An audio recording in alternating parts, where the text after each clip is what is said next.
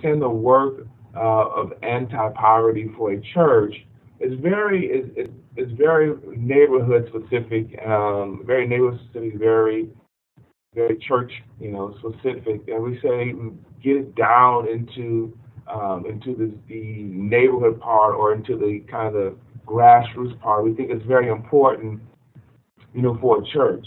And so the work of anti-poverty is developing God's eyes, God's ears, and God's heart for the community. It's feeling, what they feel. It's seeing, what they see. It's hearing, what those who are poor and those who are suffering feel. Instead, seeing them, and it's part of that is in terms of the outer line of it. Once you see, you feel, and you hear what the poor, what's going on with those who are poor and those who are suffering.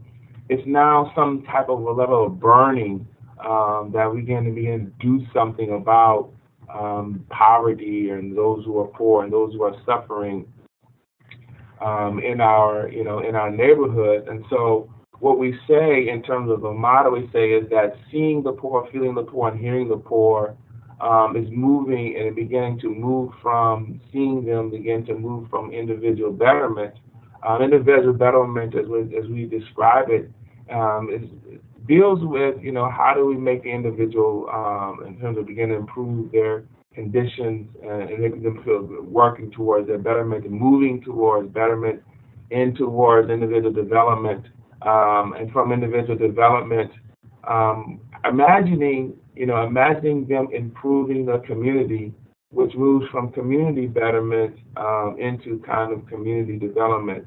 And so we kind of an outer line working is moving from individual betterment to individual development to community betterment to community development. The outer line. This will make more sense as we kind of move to the next slide. And so the work of anti-poverty. You're going to move to the next slide there, Shaka. That'll be great. So one model of once a church begins God's eyes, God's ears, and God's heart for the community, they enter into kind of the model in several ways. As we say, 6 different ways. But one model is them beginning to provide direct services, meaning those who are basically, we saw the model of giving a fish. I'm very familiar with the passage. You give a man a fish, and they eat for a day. You teach them how to fish. So we're going along that kind of line. So those churches in a geographical space who begin to want to work, begin for the betterment of an individual who's therefore suffering, will begin to provide direct services and relief ministries. And so for us in the Christian, we've been pretty good. We've been pretty good with providing direct services and relief ministries. In our different contexts, those may be a food pantry, those may be a clothing drive, something like that, that begins to provide some level of relief to those individuals. The second model, if you want to go to the next slide there, Shanta, the second model that we have deals with case management, mentoring, or developing skills. It deals with case management, mentoring, and developing skills, which we say this model basically is teaching them to fish. And so it's ministries here that help a person follow a plan to recovery or a pathway basically out of poverty. These are usually done, one person basically at a time, where basically a church or someone in the church will grab someone or therefore come alongside someone, and as they come alongside them, to begin to mentor them, begin to provide, case management, begin to help them as the individual person begin to develop their skills. And so one model is the giving a fish model. The other model is teaching them how to fish.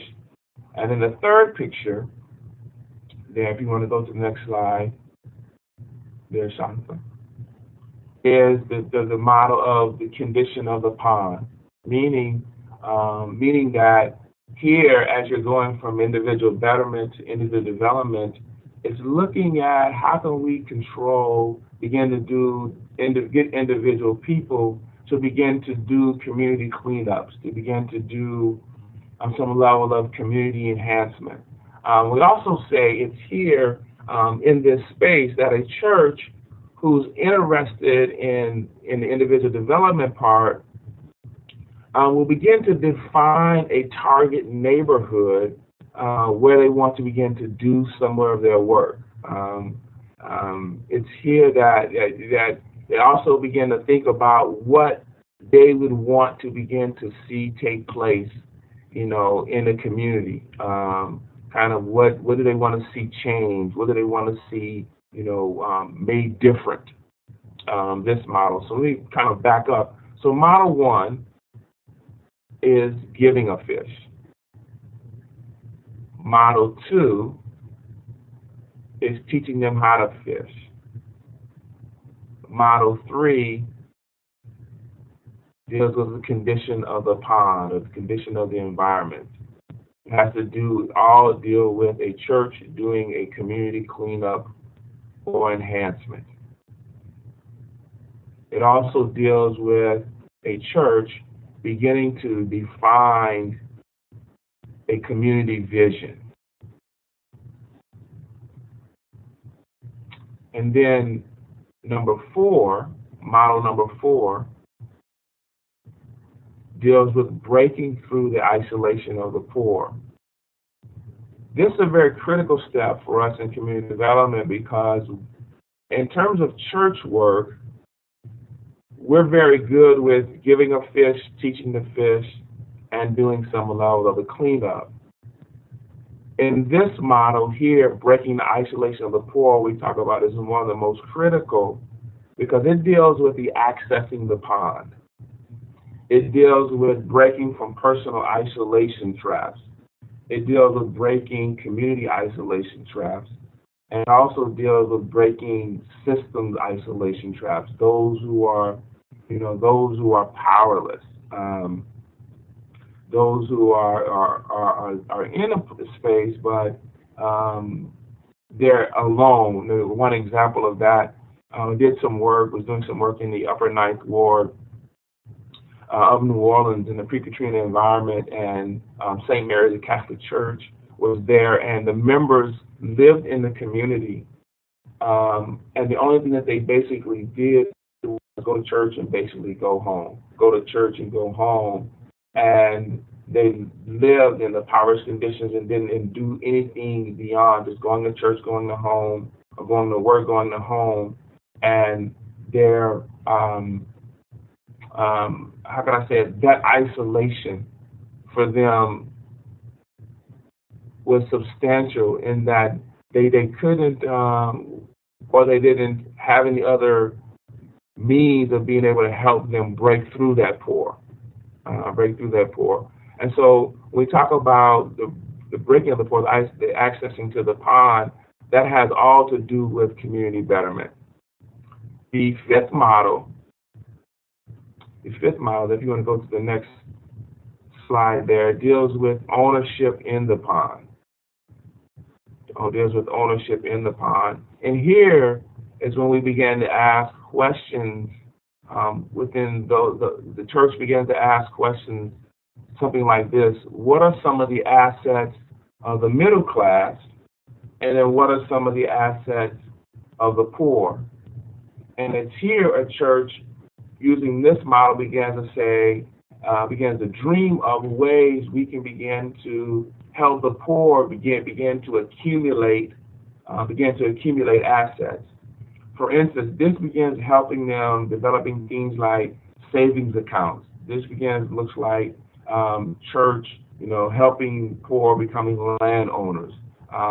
It also becomes, with a church helping a entrepreneur, someone who's poor, begin to develop a business. This also can begin someone who's working can also begin to help them get continuing education, right? And so it's different from the ownership of the pond, is different from your case. You're teaching them how to fish, and that now at the end of a church working with through this model, you can clearly see the result of a a transfer of an asset, and the poor's assets being increased, and that's one of the ways that we can kind of measure that. And then the last model deals with maintain the watershed. Maintain the watershed. It's here the church that maintains the watershed basically deals with creating just policies and laws that are in neighborhoods, that are in cities, and that are also in states. For instance, a church model that does that, you may be very familiar with some of them in terms of they may use your organizing models like PICO, or may use some organizing models like the IAF. But it's dealing with those systems, it's dealing with laws, it's dealing with policies, it's dealing with practices that help keep people poor. And so those churches that do that, they begin to name those specific systems and begin to work towards the progress to prevent them from the people who are poor from receiving, lack of health care, or from those or communities and neighborhoods who want to progress, but zoning is blocking them, or systems that that be able to block a felon from getting a good job, things like that. And so we basically say there's 6 models. Going back to the 6 models, we say number 1, there's giving a fish that deals with direct services. We say model number 2 is teaching them to fish, who deals with case management, mentoring, and developing skills. Number 3, we say, third model is condition of the pond, that deals with community cleanups and enhancements and things like that. Model number 4 is access to the pond. These churches that work with access to the pond, it's here that they're breaking through the isolation of the poor and those systems that are there. Number 5 deals with ownership in the pond. These churches work towards land ownership, savings accounts, developing of a business, helping with continuing education.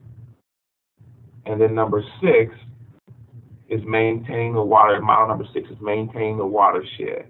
And this deals with creating policies, laws, and programs to help that get block people from being poor, adjusting them, and working with those people who make those policies, to begin to make them just for those who are poor, and then those who are suffering. And so those are the 6 models we wanted to introduce in terms of the anti-poverty models. But the next question is, how do we get to beginning to realize which one of these models that we want to use in our church and in our context? And what we say, I use, and various people around the country use, is something called asset-based community development. It's called asset-based community development, or ABCD.